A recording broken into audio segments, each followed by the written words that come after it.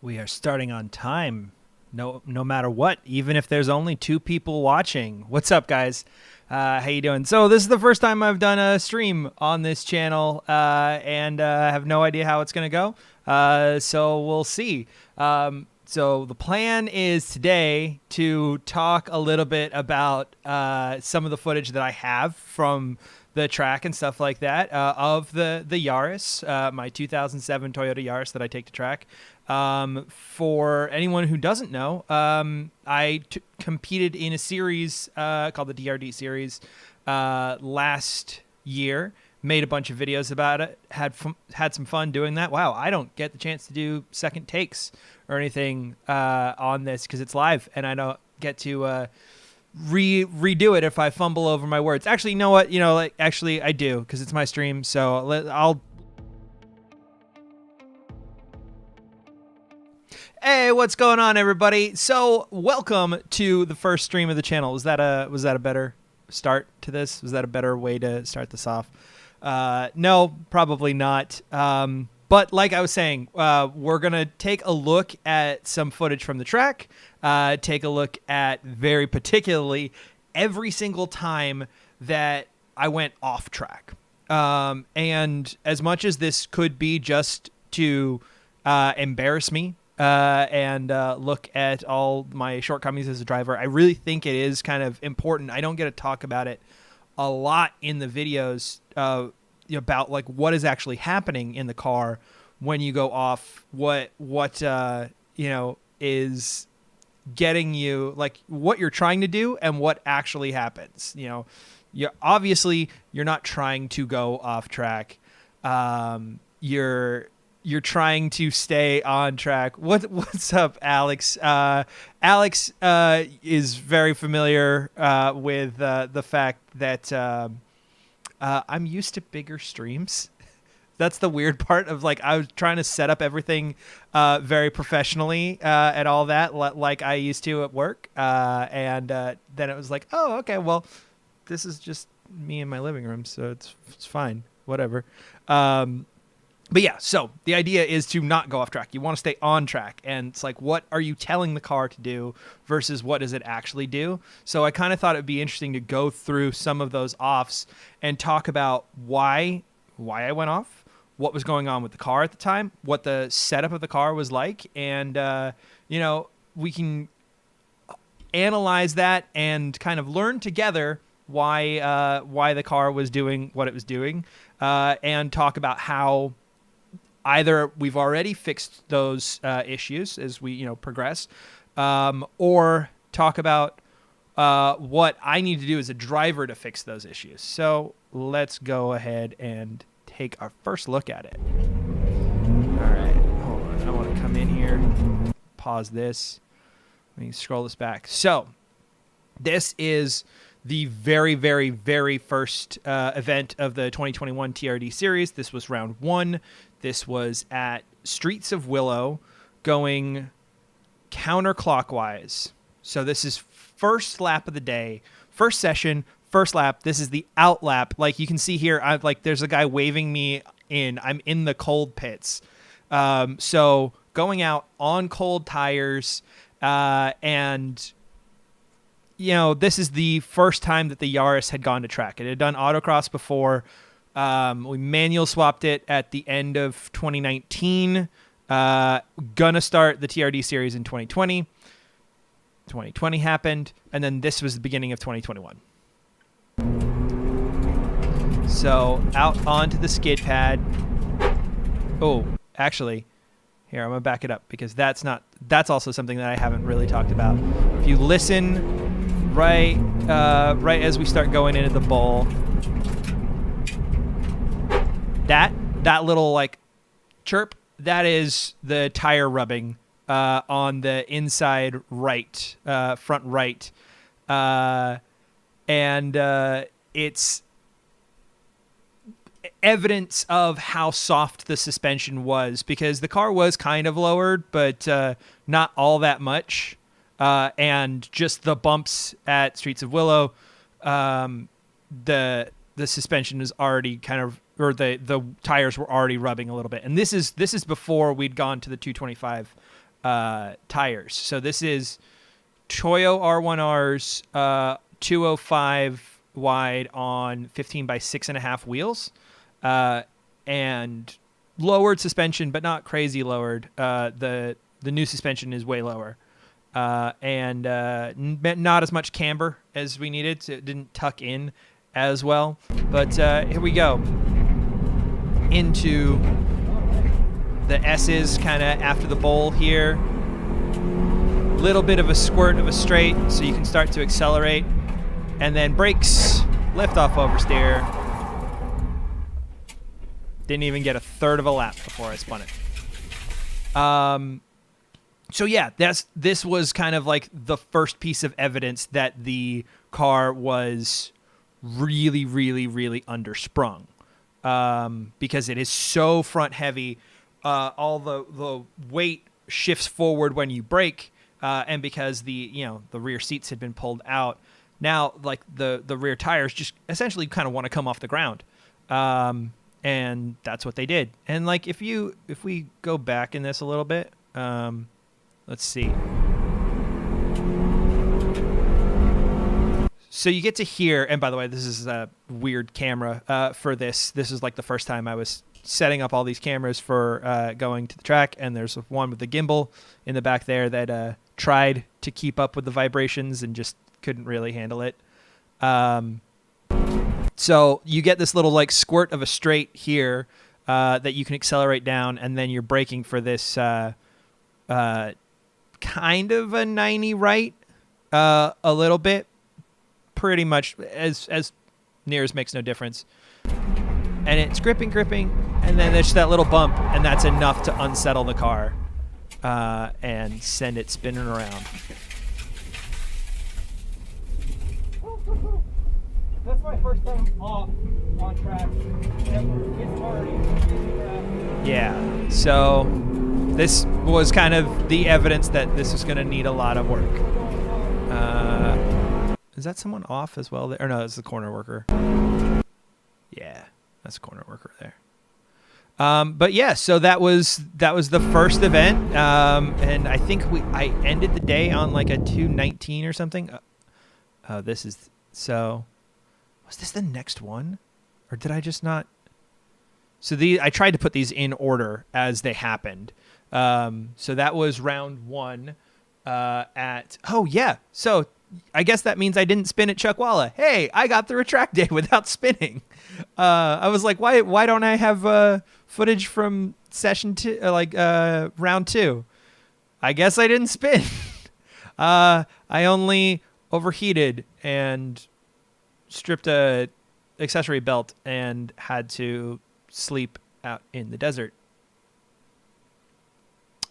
I think I would have preferred spinning. So anyway, moving on to Laguna Seca. Laguna Seca is a super intimidating track because, the corkscrew in particular coming down that hill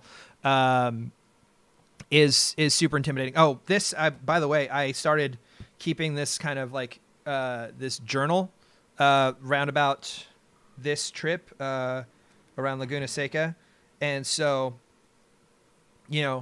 keeping all the logs of exactly what was going on, trying to remind myself where I can brake and where I can make things happen, just so the next time I go back. So this was the first time out with the 225 tires on the 15 by 8 wheels. Still not the lowered suspension, still like the teen suspension. And this is turn 9, right after the corkscrew. So the corkscrew's here. You're coming up this. This is all a hill. You're coming up the hill. There's that little kink, and then you have to brake for this, and then you're going to start descending the hill here. So that's the corner that everybody is kind of like preparing themselves for. The corkscrew is like the feature that Laguna Seca has.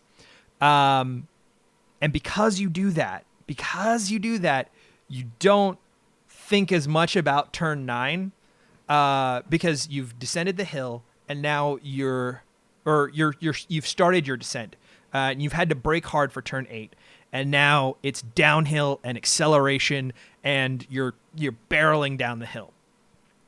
And with this car, you are so close to being able to just floor it around turn 9, because you've slowed down so much for turn 8. It doesn't have that much acceleration. It's got lots of grip. So you're leaning it around turn 9. And I think if you get the line right, if you get the line absolutely perfect, you can just floor it. And if the balance is right and all that, like that'll be a goal. Next time I go back to Laguna Seca is like, can I no lift through turn 9? The problem is, though, if you get the line wrong in a rear-wheel drive car and you overdo it, the back's going to step out and it's going to kind of tail out, and you might start to oversteer a little bit. With a front-wheel drive car, though, you're going to understeer. You're going to not make it to like the outside of the corner. So if you hit the apex and then you drag out to the outside, if you keep it floored, you're going to end up in the gravel. But then if you lift off in a car with lift off oversteer, this is what happens. That tail comes out and now you're correcting, and then it just spins. It just spins right around.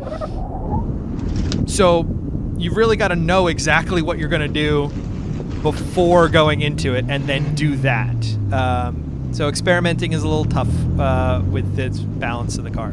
As the car gets better balanced, that's going to be easier. But ultimately, this was kind of a scary spin. We saw like 3 cars hit the wall at this track weekend, and one of them actually like reached out to me later. Like I was on a forum after I'd posted the video, and someone was like, "Oh yeah, it's really weird seeing my crashed Veloster on a video like this." And I was like, "Oh my gosh, that was you! You were my like cautionary tale for a second there." I was making sure that I didn't know how the cars crashed, right? Like I didn't get to watch any of the crashes or see any of that. All I saw was 2 cars come back on a flatbed, or like one was already back because it had crashed the day before. One came back on a flatbed in the middle of our sessions, and then one was in the wall during my last session. Like I came around a corner, there was a yellow flag, and there was just an S2000 in the wall. So like I never saw how each happened, but like, the second that mine started to let go on turn 9, I was like, is this it? Is this the end? Is this how it happened? So this was, like immediately, cause when I spun here, you see, I end up on this little side road. Like here, I'll back this up a little, that too far back. But like I go off track across the dirt and end up on this little like side road here. This is the entrance to the cold pits. And anytime you spin at a track day like this, you need to go to the pits, so that the not marshals, but the organizers of the event can look at your car, just make sure that you're not dragging a bunch of dirt, you're not suddenly leaking fluid, all the parts are there, like you didn't lose a bumper or something like that. And so you're going to have to come into the hot pits anyway. So I could have rejoined the track, but then I would have immediately had to go to the hot pits. So I ended up in the cold pit, off ramp. So I figured I'd just go through here anyway, because this just leads to the paddock, and then I could go back onto the hot pits via the paddock. Your adrenaline spikes for a second, and then this is like the calm, like, okay, I'm going to take the long way back. I'm going to, cool it a little bit. Yeah.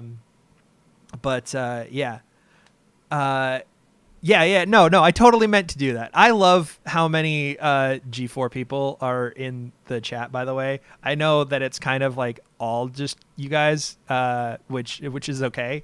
I do miss Master Control. I was watching, what was it? I was watching Vibe Check the other day. You know what? I was watching Vibe Check the other day, and all of a sudden I stopped watching Vibe Check because it froze, because you guys lost connection on YouTube. Yeah, like 30 minutes in, not even, like 15 minutes in, just lost connection. I don't know what happened in the rest of it. No, I kept on watching. Hi guys, Devin, Jesse, Mike, and Alex. Good to see you guys. Miss working there. But yeah, so this is, which one is this now? Oh my goodness, Devin's subscribed.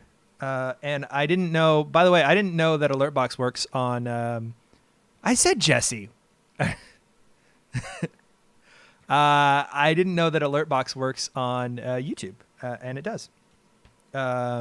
This is like very much learned everything about streaming on Twitch, and then started to build up a YouTube channel. And then I was like, I'm not going to just build a Twitch channel just for if I occasionally stream. But yeah, so here we are on YouTube doing the thing that Twitch is designed for. But yeah.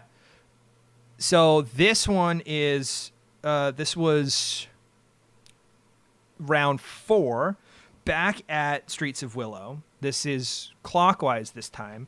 Again, I got my logbook. So this is, that's the course. This is still with the 225 tires. I don't think we changed much for this. The only thing is if you look at the asphalt here, it's going to be tough to see because it's 2 different camera angles, but I'm gonna try and do this. Where am I? 131. So if you look at the asphalt here, and then you look at the, well, yeah, you can't really see it, but yeah, you can kind of see it. If you look at the asphalt here, so this is round 1. This was before the track had been resurfaced. And now if I come back to here,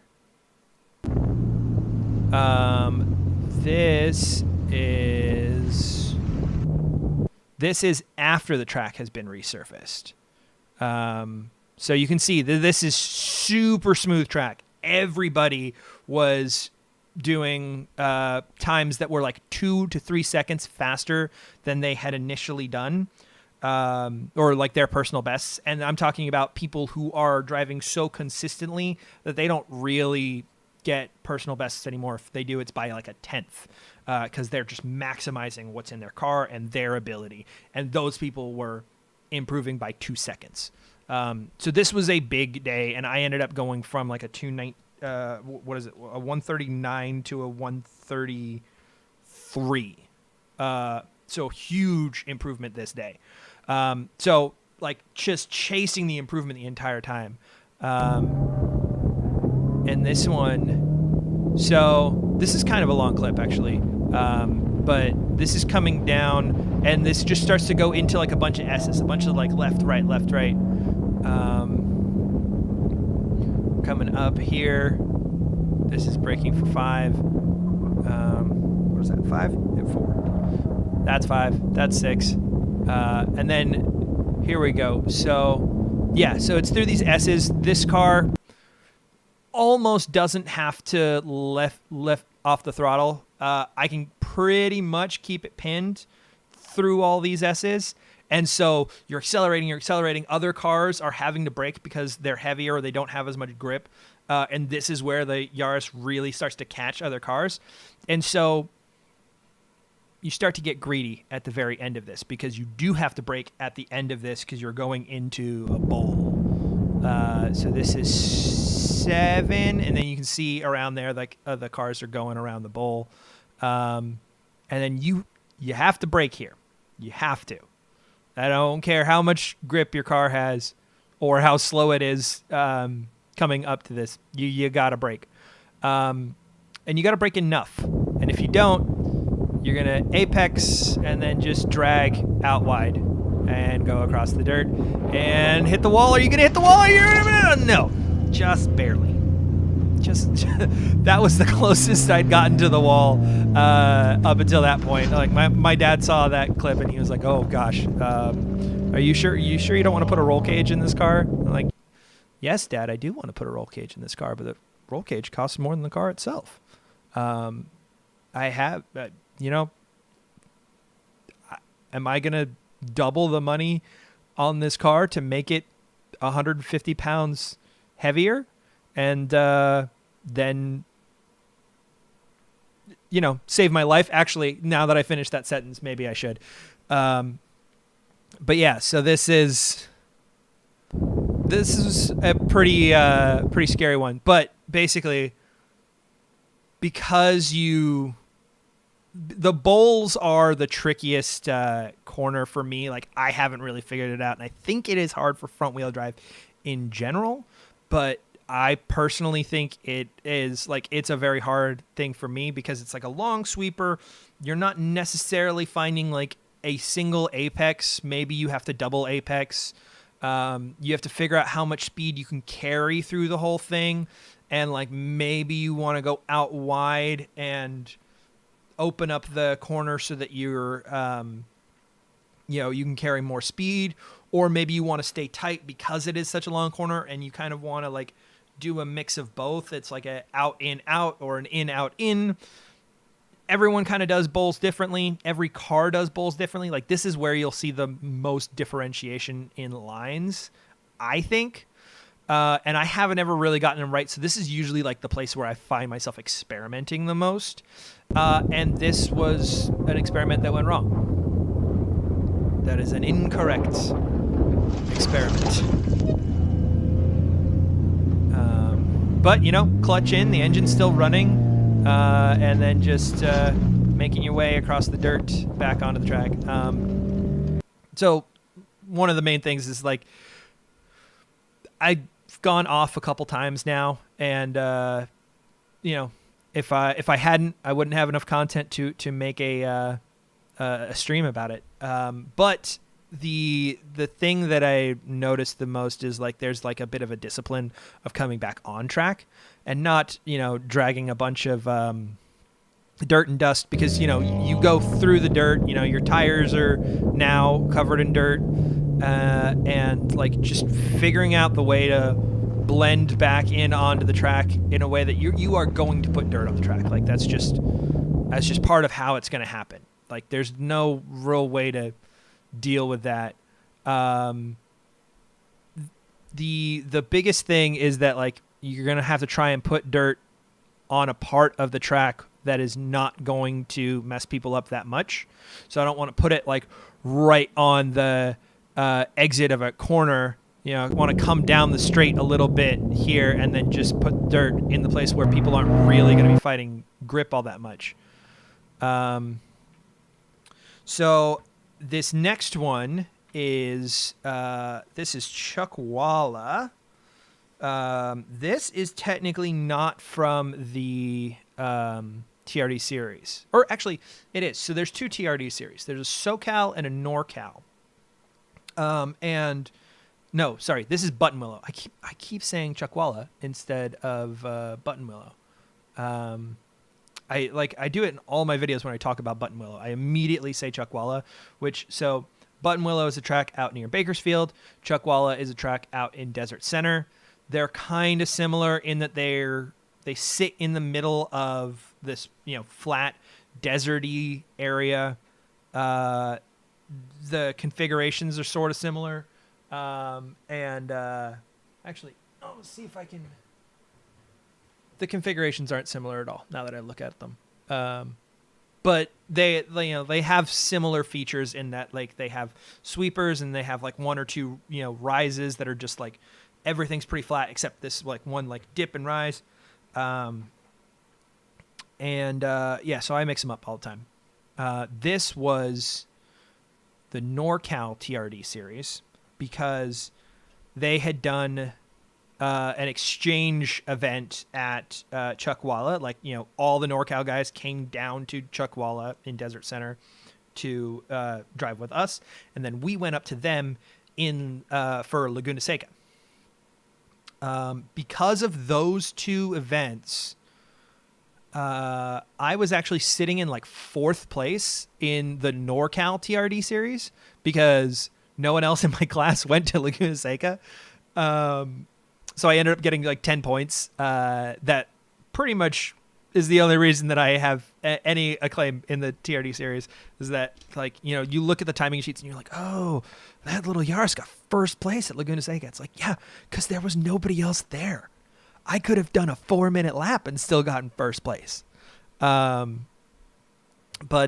so they were doing Buttonwillow. Buttonwillow is kind of like the track that's the halfway point of, like, it's kind of in the NorCal series and it's kind of in the SoCal series. And they were doing it like 2 weeks before SoCal was doing it for their finales. NorCal was doing their finales there. So I was like, all right, look, this will be a perfect way to practice for the SoCal finals by doing the NorCal finals, and maybe Hail Mary if nobody shows up, and you know, like, maybe I could even get a podium. I didn't, but actually I think I podiumed at the event, but not enough to, like, make it into the podium for the series. That seems right, something like that. I'll have to check it at some point. But, you know, got to practice this track. And so this is first lap out, cold tires. Again, just like that Willow Springs beginning. This is camera mounted on the back, which I don't know why I did it this time. I think it was like, I just need different angles, and I know I'm not going to do my fastest lap first session, so I'll put the camera on the back. So it's a bit of a weird angle, but yeah.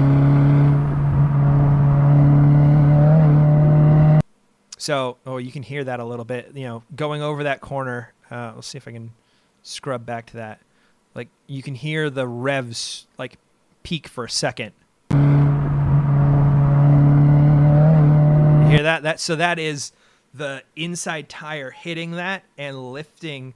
And because of the open differential in the wheels there, it will want to send power to the place, the path of least resistance.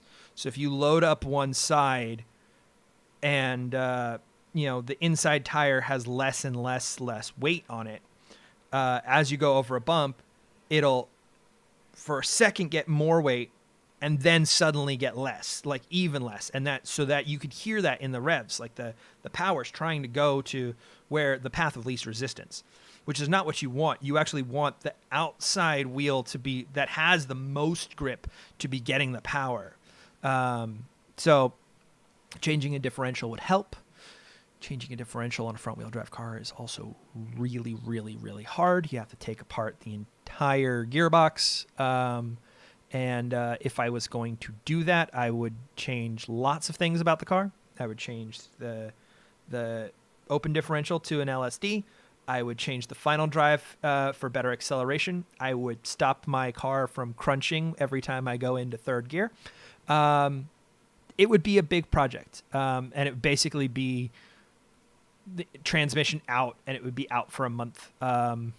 And I think that doing it would bump me up in class in the TRD series, so I'd be competing with faster cars if I did it. So not super inclined to do it, but it would definitely make a difference. If I was just trying to build this car and not worrying about, like, where I was in the actual class, then I would try it. But anyway, we can look at the actual spin. So this is... so passing a car, I'll say this before we even get to the spin. Passing a car is where I started to spin the most at this track. Like, just the nature of passing a car. You know, you're on your line, maximizing and minimizing each, acceleration point, each angle.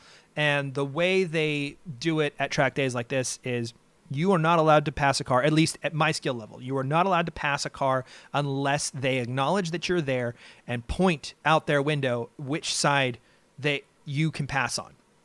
So they set up the pass for you. They acknowledge it, and they don't leave the racing line, because the idea is, if you're faster, then you also probably have more skill, and you have the skill to get off of the racing line and then get back onto it. So you're kind of making a suboptimal line. So it is going to slow you down. Like, even if they give you like this perfect point by where you don't even have to lift off, you're getting off the racing line, so you are going to slow down. The problem that I kept having is every time I'd get off the racing line and then try and go into the next corner, I would come at it at such a weird angle because I was coming from a space that I wasn't normally. And I know I'm trying to illustrate this by like moving around my microphone, and that's not really how best to do this. But the point is that like I would always make the corner a little worse because I was passing somebody, and then immediately spin, and they would just pass me right back. I think this is kind of one of those instances. That passes pretty early, but I know this is bus stop for sure. So barely have to lift there, and then this one you have to brake for. And I was like, how much do you have to brake for it? Turns out more than that.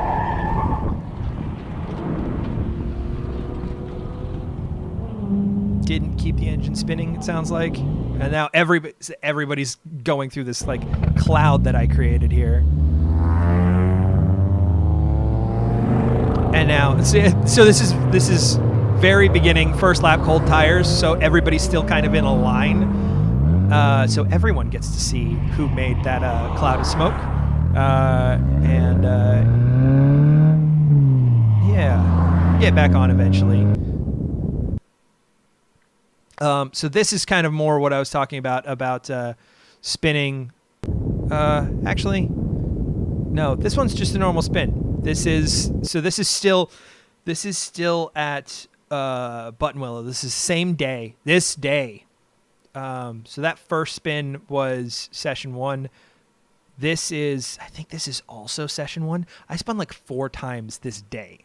So it was really like a weird kind of like, I don't know what's going on. Is this track just like the bane of my existence? Am I just pushing too hard? Is the track really dusty? Because it is out in the middle of the desert. It does get layered with a lot of like you can see it's almost sandy. The surface of the track. And as people go off, they bring on more dust as like the wind picks up. It is, I'm making excuses. Just watch this spin.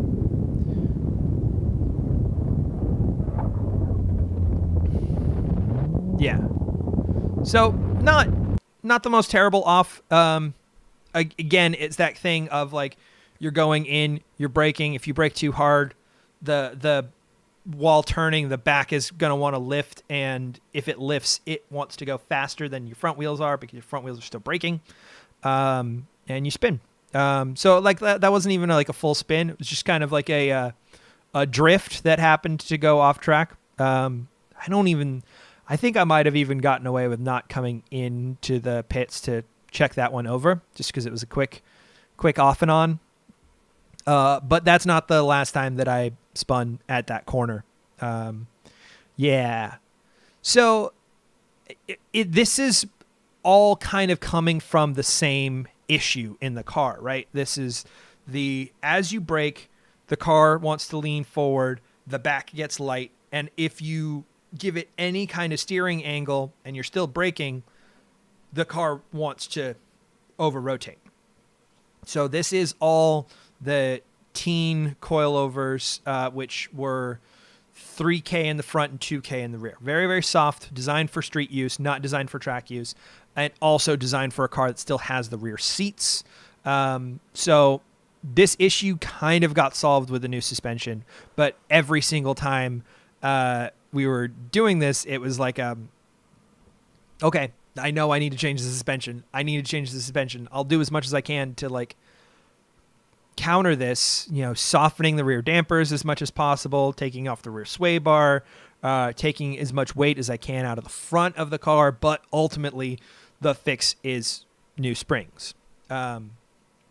So at this point, we did not yet have those new springs, and I have not gone back to Buttonwillow in this configuration with those new springs.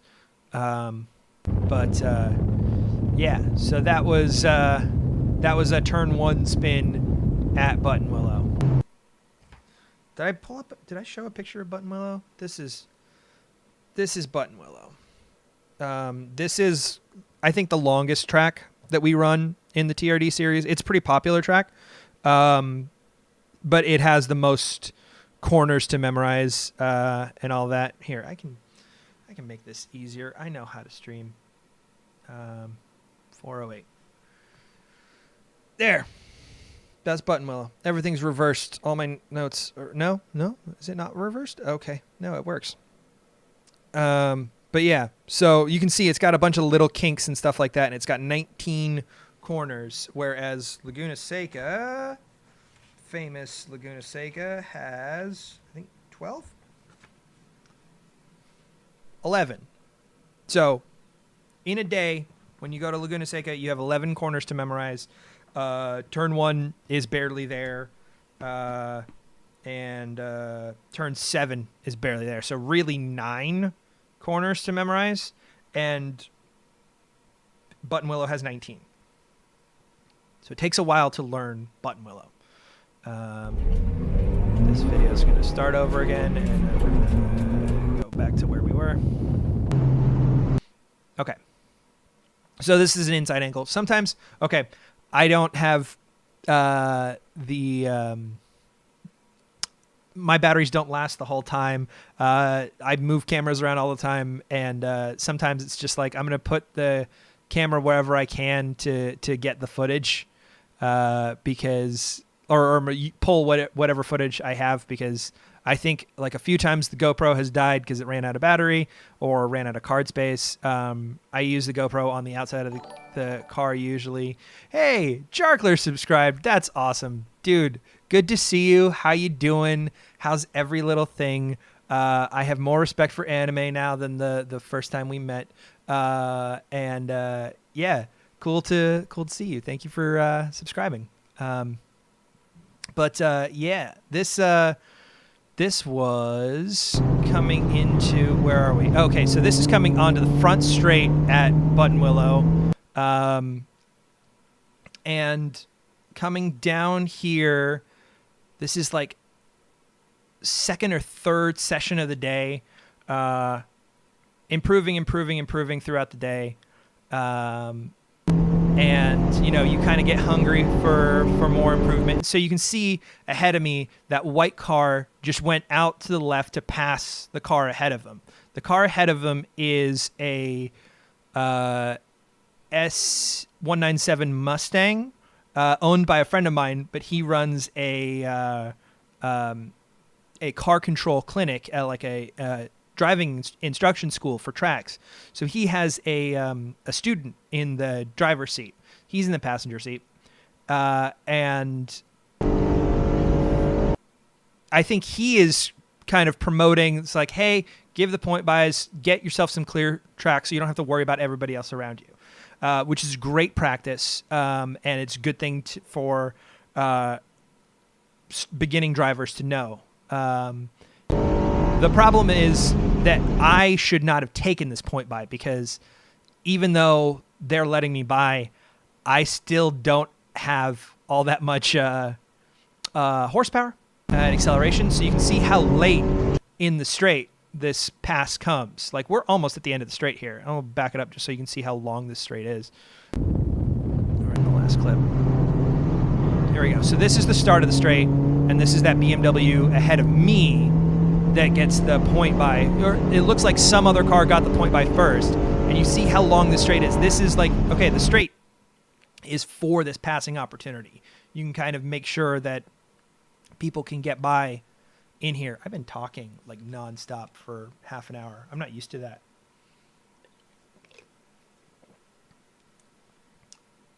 Yeah, Jerk, you got the whole production gang in here. I feel like all y'all should be at work. Yeah.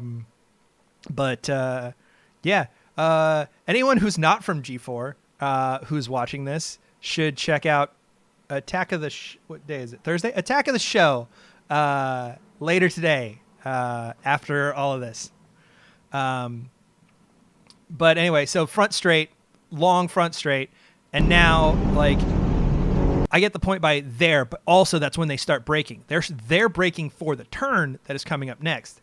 And I should have just not been greedy, not taken this point by, because now I have to brake for the same turn, but I'm not on the outside of the track where I normally am, I'm on this kind of like inside, which means that the turn is now going to be tighter.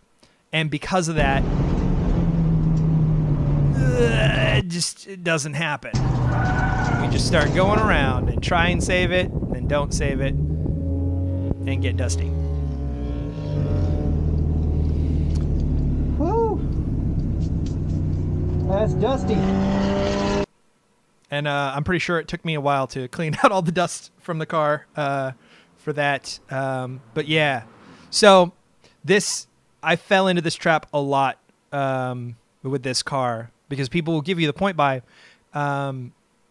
And a lot of times you're told to stop accelerating so that the other person can pass you. But with a 108 horsepower Toyota Yaris, people often have to like actively brake to let me by. Once we get into the corners, I'll be gone if they're truly like giving me a point buy because they're slower. But the straightaways is not where I have the advantage, and the straightaway is the easiest place to give somebody a point by because it's hard, in the middle of the corners. So yeah, the straightaway is not where I have the advantage, and people either have to like back out more than they think they need to, and they have to let me by. Or I just have to not be greedy with actually like taking every point by that I get and be like, no. Well, we'll set this up a little better because you let 3 cars go by already. Yeah. So hold on. I saw a question here. Stupid question maybe, but why do you have to have the windows down on such a dusty track? That is a great question. The reason is because in this category, the way you communicate with other drivers is by pointing out the window. So if someone is giving you, someone is saying that you can go by. So this is not wheel-to-wheel racing. This is time attack. You're trying to set the fastest lap. And it doesn't do you any good to actually like battle wheel-to-wheel with people. You kind of want to get your slice of open track to do your lap. So if someone's coming up behind you and they're faster than you, you point out the window to indicate that you've seen them and they can go by and take the slice of track ahead of you so that you have free space. You don't have to worry about them. They don't have to worry about you. And you guys can both go do your fast lap. That is the main reason for having your windows down in this. And even in like the higher classes where all the drivers are kind of trusted to be able to openly pass each other, the point buys are still encouraged. This is definitely a cheaper and less risky way to get into motorsport, because if you do wheel-to-wheel racing, you need a roll cage, you need a whole bunch of fire suppression, you need the automatic shutoffs within the whole car, so that like if you crash and you're knocked unconscious, like a marshal can come over and shut off the car from the outside. There's a series called the 24 Hours of Lemons, not Le Mans, Lemons, which the idea is that you go in racing in a $500 car. The problem is that every car in that actually costs like $6,000 or $7,000 because of all the safety stuff that is then added to it. So it's originally a $500 car, and then you add all the safety stuff. But because they're wheel-to-wheel racing, that is a lot of safety stuff that needs to get added. I've been looking into like a SCCA spec roll cage for the Yaris, and apart from being over 100 pounds in a car that's already like its only advantage is it's lightweight, it would be like $3,000 worth of welding and metal and expertise that I don't have, so I have to pay somebody else to design it, build it, and install it. Especially when it comes to safety, like I can get by with like I put new suspension on my car and it like kind of is suboptimal. But when it comes to safety stuff, I'm like, okay, I want to make sure this is done properly.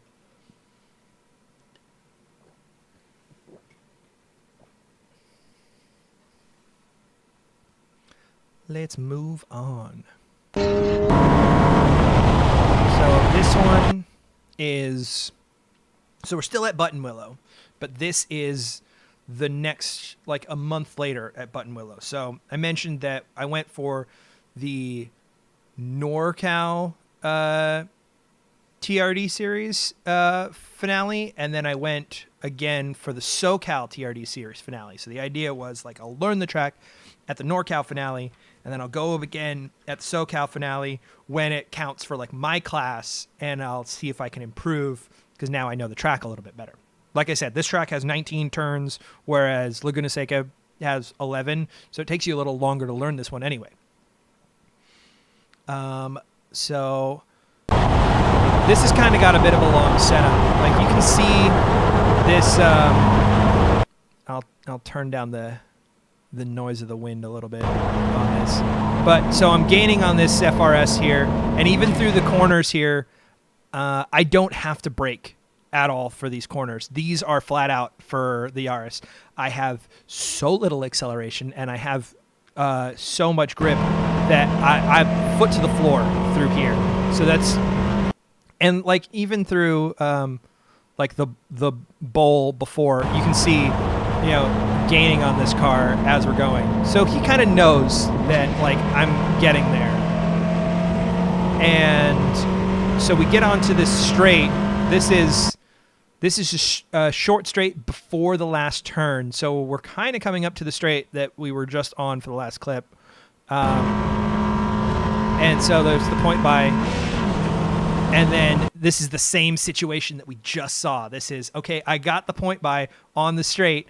Now I have to start braking for the next turn, but I'm not where I normally am. I'm not where I want to be. I'm not out to the very outside of the track. I'm kind of in the middle of the track, which means that this turn is going to be a little tighter.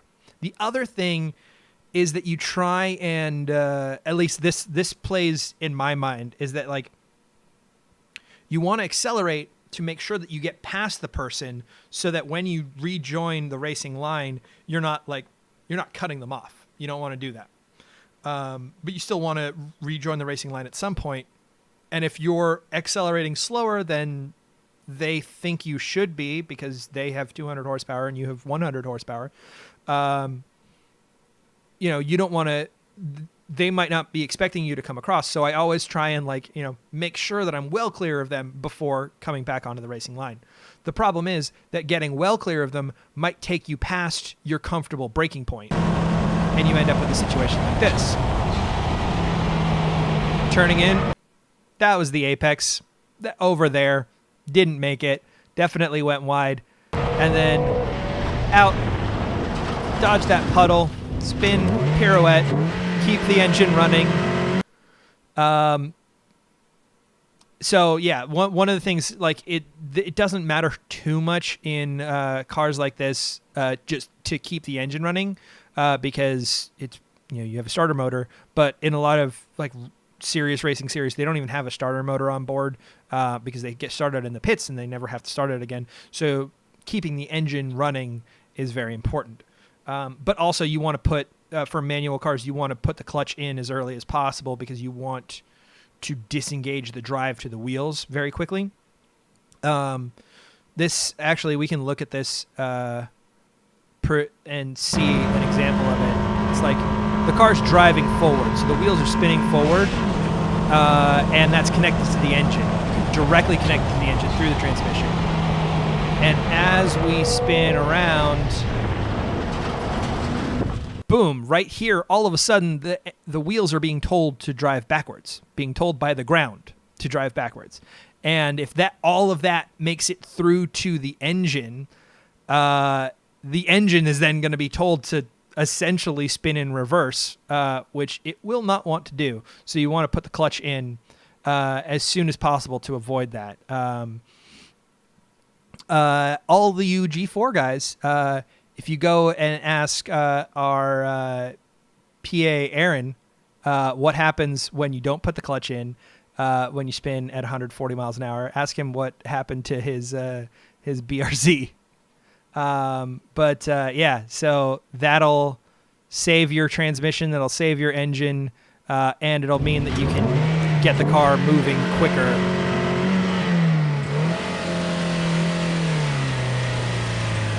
And And then again, like getting around all these puddles.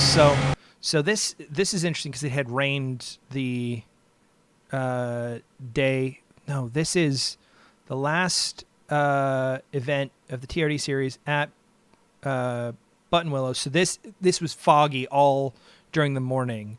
Normally you get like 4 sessions during an event like this, maybe 5, depending on what time of year and what time the sun goes down. This one, the first 2 sessions were completely canceled due to fog. So this was 4th session, but for everybody it was kind of 2nd session. So this was late in the day. This was my only chance to do fast laps, and that's kind of, it's fun because you get too greedy. And then joining the track again somewhere where that dust isn't going to mess up somebody else.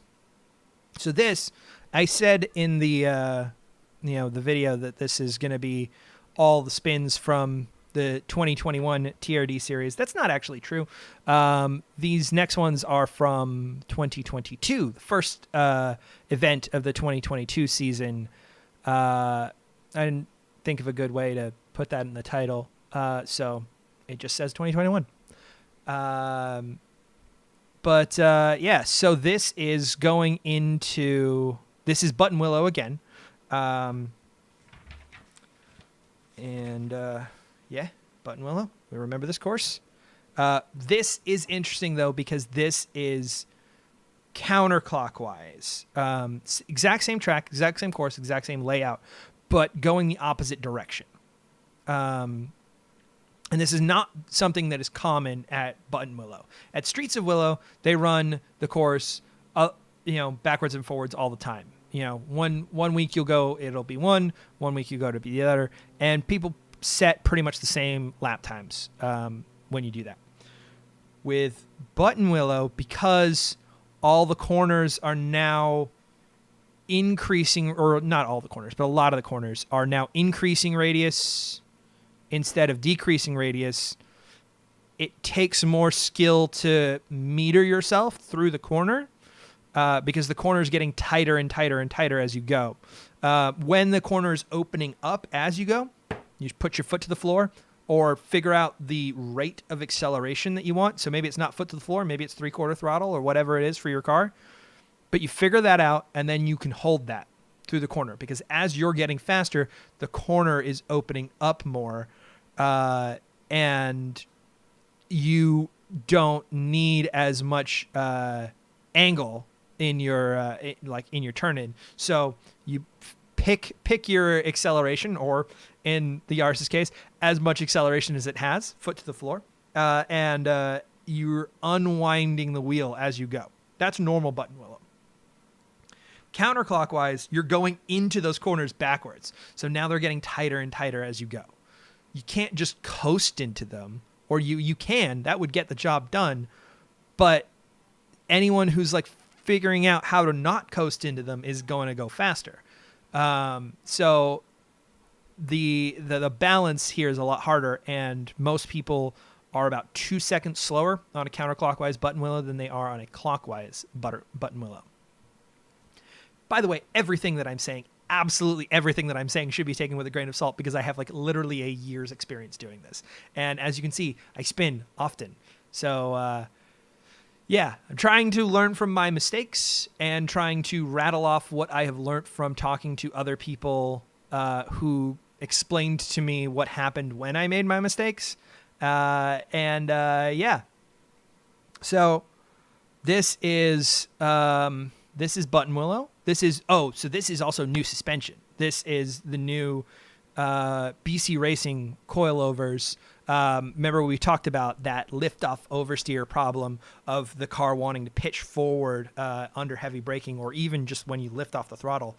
So this went from 3K springs up front and 2K in the rear to 9K up front and 5K in the rear. So stiffer overall, and then the front even stiffer to kind of like prop the engine up as you brake so that it doesn't want to nosedive. The problem with that change in suspension is that this means that now everything happens. Think of it like there's like spring frequency. You know, if you imagine the frequency at which a spring oscillates, that is probably directly proportional to the spring's resistance. So now that I have a spring that's over twice the resistance, it's going to oscillate twice as fast. I don't know if the math exactly works out to be that, but let's just say it is. So what that means is if the car leans one way and then like counters and balances and wiggles, that wiggle is now happening twice as fast. So if you make if you turn in for a corner and realize that you're kind of like over turned in, or you need to overcorrect or something like that, and you need to catch what is about to happen, because if you hold whatever you're doing, it's going to go wrong, and you need to correct. Because of that increased spring rate, you need to correct that much faster, because this is now oscillating at a higher frequency. Therefore, you have less time to catch any mistakes. And this car went from something that theoretically, like, that I would be happy to throw friends in, to, oh no, now this is a serious race car. I don't want anybody else to drive it, unless they're like way more talented than me. Because not only does it have the suspension of a serious race car, it's probably set up pretty suboptimally, because I haven't really dialed it in yet.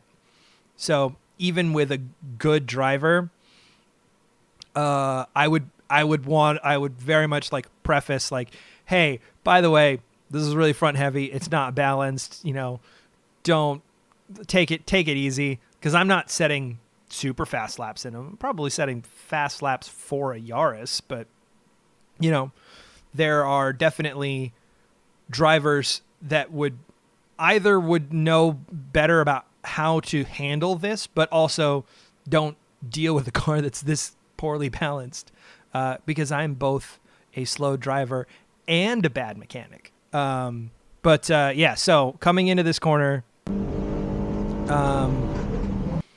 this is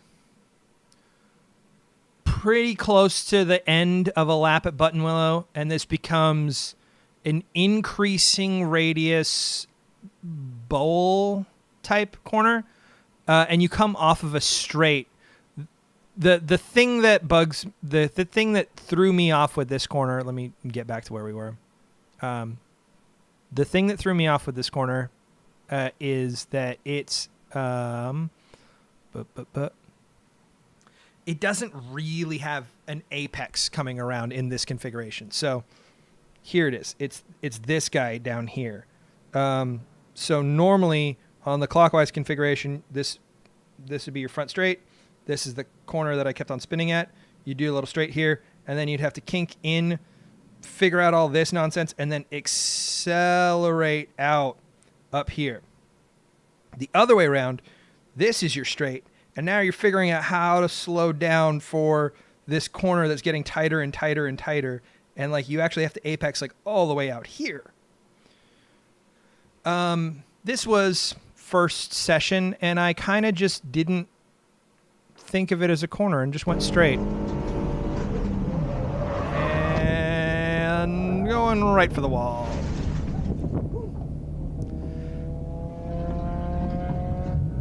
Very, very close to the tire wall. I'm very happy that I don't have a high horsepower car, because if I did and I had that lack of braking and that lack of control and that lack of awareness, I would have hit that tire barrier. So yeah, it's a great car to learn in, because it's hard to be in much trouble. But yeah, so let's see if I can back that up a little bit. And you know, the spin itself is a little sensational, but if we look around, like you can kind of see there's a car out there like above the wing mirror, and you can see just how far out you actually have to get around that corner before you start heading the other way.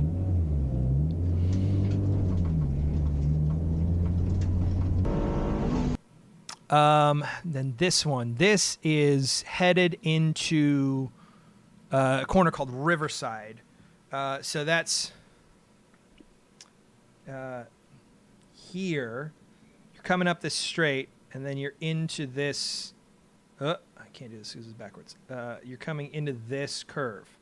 So normally on the clockwise configuration, you come from this little like kink, which is a braking zone, and then you accelerate. I can't do this. This is reversed. You accelerate. Holy shit. You accelerate. Jesus. You accelerate up this. Holy crap. And then that kind of opens up as you go, and then you make it down the straight. I gave up. But then the other way around, you're coming off of that straight and you're going into a corner that kind of closes up as you go. So you have to figure out how to do that. And my thought was, so this is one of the first times I was coming into it. So my thought was, why don't I go way on the outside coming into it and kind of stay closer to the outside and tuck in as I'm going, right? That way I can, if I can feel myself tightening up, like if I can feel the car going in, that means that I'm slowing down and like I'm getting the grip to like be able to make it to the apex. That was my theory. The problem is that if you're not on the racing line, whatever that racing line is, you're on a part of the track that doesn't get as much use. It's where the excess rubber has been discarded, and it actually becomes a little bit dustier, a little bit more particulate on the ground, and there's less grip out there. So even if it might be the right line for you, because I'm out here and not closer to the inside of the track, there's dust out here, there's discarded rubber out there, and the car just goes loose. And if it goes loose, you get off the throttle. And if you get off the throttle in a front-wheel drive car, the weight goes to the front. And if it's the back that went loose and you're trying to correct it by getting off the throttle, the back gets even more loose. So this is part of why people say that rear-wheel drive cars are the ones that you want for track use. Because if you back off the throttle, the car comes under control again. With a front-wheel drive car, if you back off the throttle, there are instances where the car gets more out of control because you stopped accelerating. This is part of the like dichotomy of a balanced car. Yeah, and it didn't end well. I was pretty hard hit to the dirt.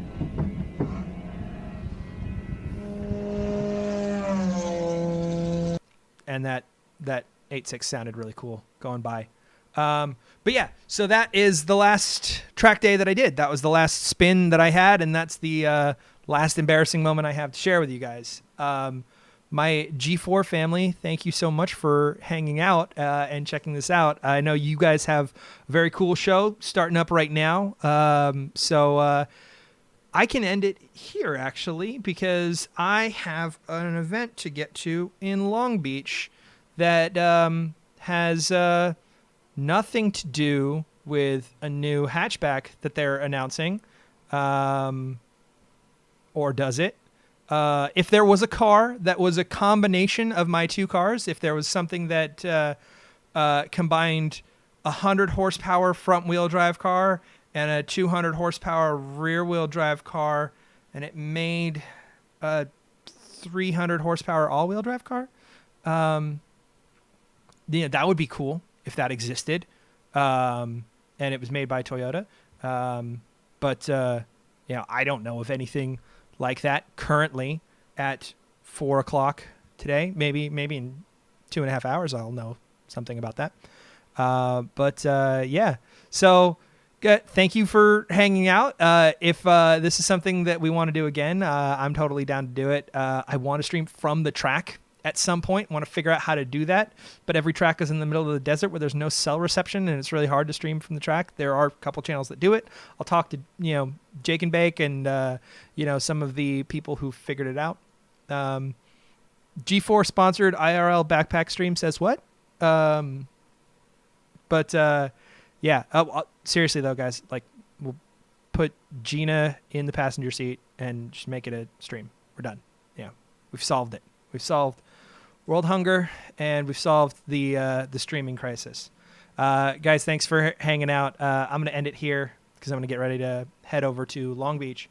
But this was fun. I hope you guys enjoyed it. Thanks. Bye.